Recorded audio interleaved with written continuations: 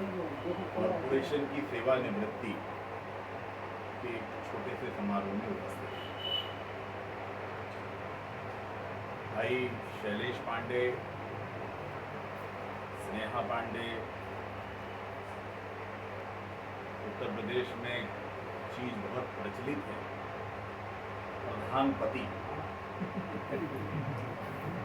अली भाई उनका सिर्फ बस नहीं चलना है, देखिए पद बनाई देते श्री पंडित जी और मित्रों,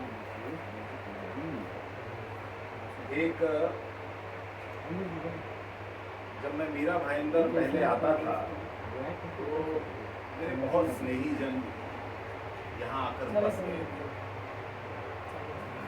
मेरे जहन में एक बात पांडे जी आती थी, प्रिंसिपल IB सिंह, जिंदर बहादुर सिंह भी यहाँ आए, और उसके बाद एक समय आया शिवपूजन पांडे जी भी यहाँ आए। बहुत से दोस्त मेरे, बहुत से साथी, और जो परिचित नहीं थे वो भी आकर बसे, तो मुझे लगा कि ये मेरे अपने हैं। तो मैं अक्सर कहता था कि जब वहाँ से यहाँ आता था तो कहता था कि रास्ते भर रो रो कर पूछा, हमसे पाँव के छालों ने बस्ती कितनी दूर बसा ली दिल में बसने वाले। तो मैं स्वयं आकर यहाँ बस गया। हम दिन भर कतौ रही था, हमारा मन और प्राण मीरा भाई। मुझे लगता है कि जो लोग आपके अपने होते हैं उनकी याद आपको शिद्दत से सताती है। अब तिवारी जी और शिवपूजन जी बचपन के मित्र हैं और गांवों अगले बगले बहन कर बचपन में साथ में खेले बड़े हैं, तो एक दूसरे की जो गोपनीय बातें हैं वो भी जानते हैं। तो शिवपूजन भी बहुत सज्जन व्यक्ति हैं। जब पिछले 20 तारीख से आप कह रहे थे, मैं 20 दिनों से सुन रहा हूं कि मुंबई शहर का हर एक प्रतिष्ठित नागरिक कॉरपोरेशन के स्कूल में जाता था और शिवपूजन जी का सम्मान करता था, सोशल मीडिया पर उसको डालता था, मीडिया पर प्रकाशित होता था कि शिवपूजन जी का सम्मान हो। मेरे अंदर जिज्ञासा हुई कि ये सम्मान किस बात का हो, तो पता चला कि वो सेवानिवृत्त है। मेरे जहन में आया कि मुंबई कॉरपोरेशन में आजकल कोई काम फोर्सफुली होता है, जबरन। तो शिवपूजन जी को जबरन तो रिटायर्ड नहीं किया जा रहा है, क्या है कि उन्हें क्यों देख के कहीं नहीं सका कि उनकी उम्र हो चुकी है। लेकिन सेवा, जैसा कि अक्सर लोग कहते हैं, सैनिक और शिक्षक भी कभी रिटायर नहीं, पत्रकार भी कभी रिटायर नहीं।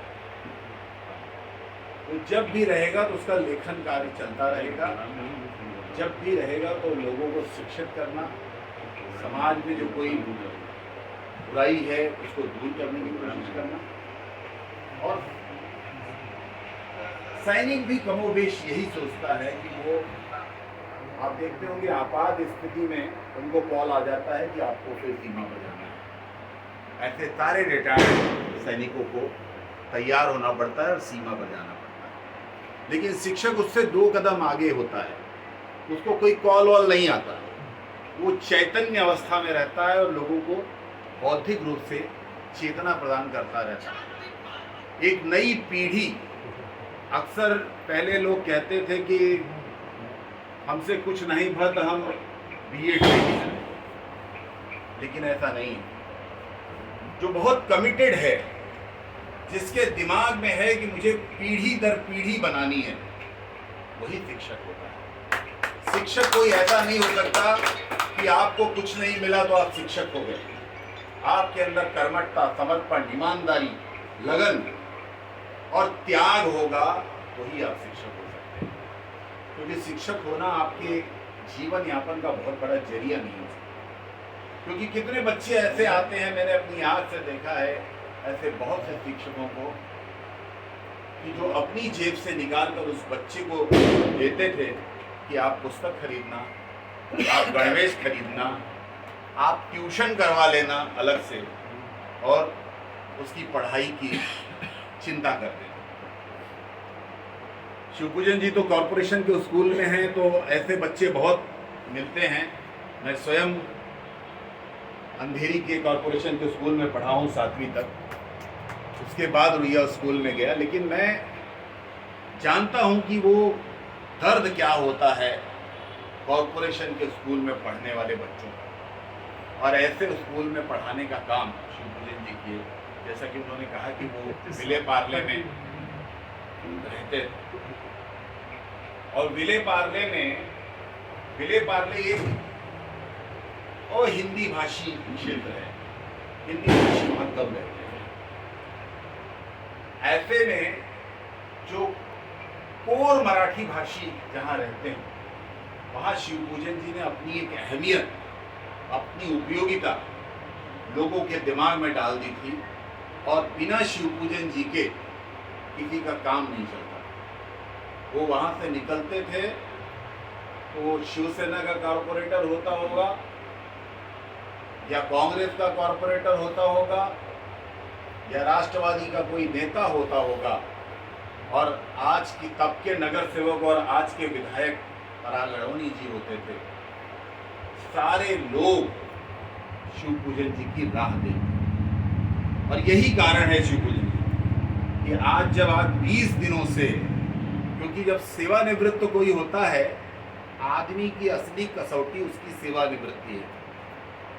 पद पे रहते लोग बहुत पूछते हैं, पद से जाने के बाद आदमी का पूछना कम हो जाता है। लेकिन आपको लगातार 20 दिनों तक लोग आपके पास आते रहे, आपका सम्मान करते रहे, आपको ये बताते रहे कि आपको सेवानिवृत्ति आपके दिमाग में नहीं आना चाहिए और आएगी भी नहीं। और इन तमाम सम्मान समारोहों से मुझे लगता है शिवपूजन जी थक गए हैं, हमारे कल गांव जाते हैं। एक महीना पहले से बचा जाए।